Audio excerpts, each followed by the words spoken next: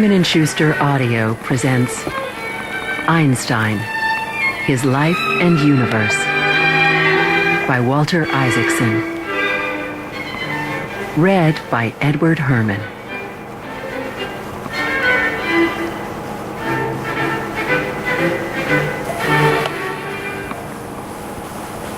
The Light Beam Rider.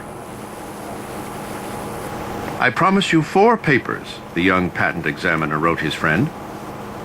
The letter would turn out to bear some of the most significant tidings in the history of science, but its momentous nature was masked by an impish tone that was typical of its author. He had, after all, just addressed his friend as "you frozen whale," and apologized for writing a letter that was inconsequential babble. Only when he got around to describing the papers, which he had produced during his spare time, did he give some indication that he sensed their significance. The first deals with radiation and the energy properties of light, and is very revolutionary, he explained. Yes, it was indeed revolutionary. It argued that light could be regarded not just as a wave, but also as a stream of tiny particles called quanta. The implications that would eventually arise from this theory, a cosmos without strict causality or certainty, would spook him for the rest of his life. The second paper is a determination of the true sizes of atoms. Even though the very existence of atoms was still in dispute, this was the most straightforward of the papers, which is why he chose it as the safest bet for his latest attempt at a doctoral thesis. He was in the process of revolutionizing physics, but he had been repeatedly thwarted in his efforts to win an academic job or even get a doctoral degree, which he hoped might get him promoted from a third to a second-class examiner at the patent office. The third paper explained the jittery motion of microscopic particles in liquid by using a statistical analysis of random collisions. In the process, it established that atoms and molecules actually exist. The fourth paper is only a rough draft at this point and is an electrodynamics of moving bodies which employs a modification of the theory of space and time. Well, that was certainly more than inconsequential babble. Based purely on thought experiments performed in his head rather than in a lab, he had decided to discard Newton's concepts of absolute space and time. It would become known as the special theory of relativity. What he did not tell his friend, because it had not yet occurred to him, was that he would produce a 5th paper that year, a short addendum to the 4th, which posited a relationship between energy and mass. Out of it would arise the best-known equation in all of physics, E equals mc squared. Looking back at a century that will be remembered for its willingness to break classical bonds, and looking ahead to an era that seeks to nurture the creativity needed for scientific innovation, one person stands out as a paramount icon of our age: the kindly refugee from oppression, whose wild halo of hair, twinkling eyes, engaging humanity, and extraordinary brilliance made his face a symbol and his name a synonym for genius. Albert Einstein was a locksmith, blessed with imagination and guided by a faith in the harmony of nature's handiwork. His fascinating story, a testament to the connection between creativity and freedom, reflects the triumphs and tumults of the modern era. Einstein's life and work reflected the disruption of societal certainties and moral absolutes in the modernist atmosphere of the early 20th century. Imaginative nonconformity was in the air. Picasso, Joyce, Freud, Stravinsky, Schoenberg, and others were breaking conventional bonds. Charging this atmosphere was a conception of the universe in which space and time and the properties of particles seemed based on the vagaries of observations. Einstein, however, was not truly a relativist, even though that is how he was interpreted by many, including some whose disdain was tinged by anti-Semitism. Beneath all of his theories, including relativity, was a quest for invariance, certainties, and absolutes. There was a harmonious reality underlying the laws of the universe, Einstein felt, and the goal of science was to discover it.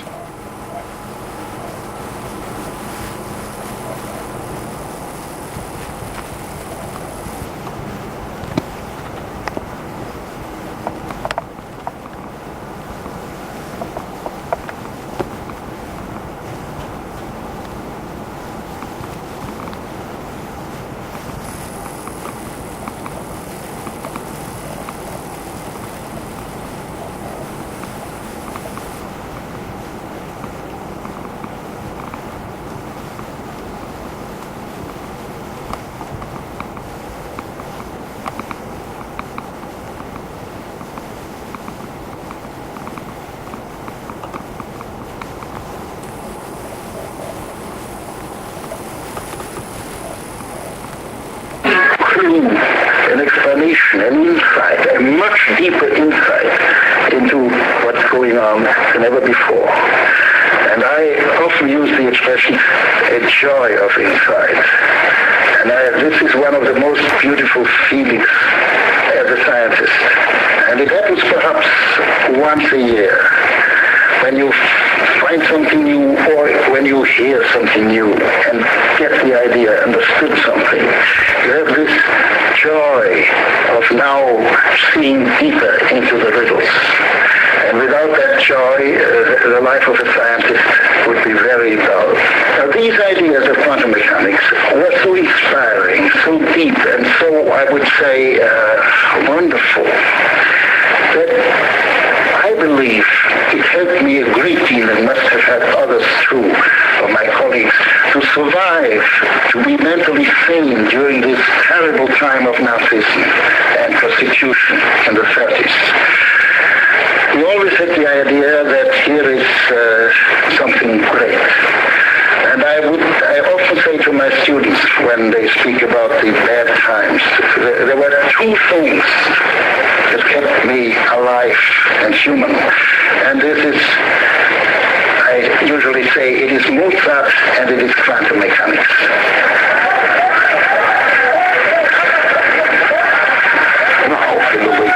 He did defeat that enemy of the world, Hitler. And therefore we were not much thinking about the deep moralities of it. But to be frank, I'm sure there were other reasons too. After all, I was a pretty young fellow at that time. I was not one of the leaders of physics. And all the great people went into this. And of course, there was a strong urge to be with them and to participate in this great experience that you can release the cosmic forces that were hidden in the nucleus, that had never been shown before except in the center of the sun. May 1945. I've had a little guilt to leave the others alone when I would have run away at that time. In June, the test of the first nuclear bomb in the Alamogordo desert had to be postponed by about 4 hours. There was an intercom system, and that intercom system was the same wavelength as a local radio station. And this was one of the most grotesque and uncanny feelings I had when the countdown started. 10, 9, 8, you heard the background music, the Nutcracker Suite by Tchaikovsky. Whenever I hear that melody, the whole thing comes back to me. And then 0, and here was the explosion.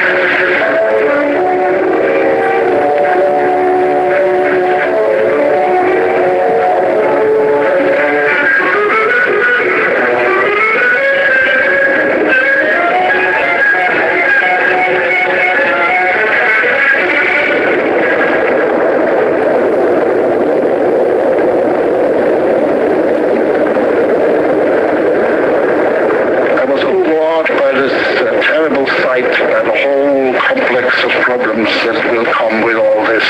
And of course I was also impressed by the great successes we had. There's no denying that we were pride. There was a feeling of pride, awe, and distress. In August 1945, the atomic bomb was dropped on Hiroshima.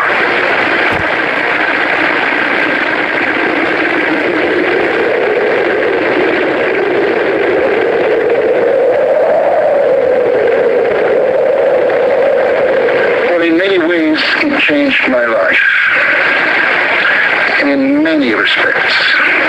First of all, as a scientist, before this, science was sort of an esoteric activity, I would say ivory tower-like, independent of the rest, and this put us right squarely into the life of the nation, of the world. Secondly, of course, it raised the reputation of science.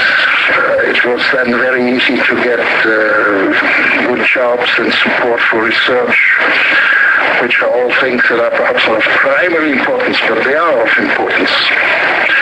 And third, it showed to all of us that the problems of life are not simple. Our Oppenheimer expressed it in this characteristic way we scientists have learned sin. I think that's the somewhat problematic way of expressing it, but it gives the ambiance. It says what I meant to say, that we saw that all things are connected, the good and the bad. That science is not only for the good, it can also be for the bad. Victor Weisskopf had started to have second thoughts about the role of science in society. He began to feel that scientists had a responsibility to communicate with the public, to warn when science might be harmful, and to work for solutions to such problems.